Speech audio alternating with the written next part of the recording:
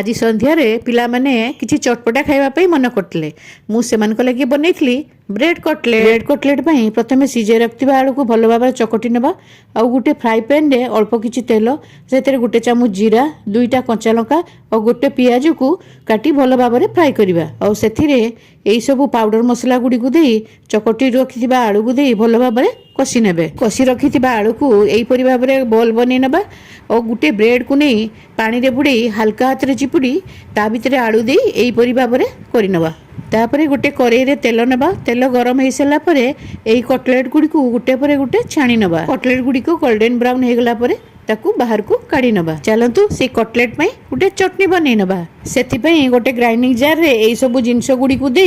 गोटे चटपटा ग्रीन चटनी बनै नवा डी हो गला गोटे चटपटा चटनी को टेस्टी वाला ब्रेड कटलेट अपन माने या इवनिंग स्नैक्स रे बनातु और एंजॉय करंतु।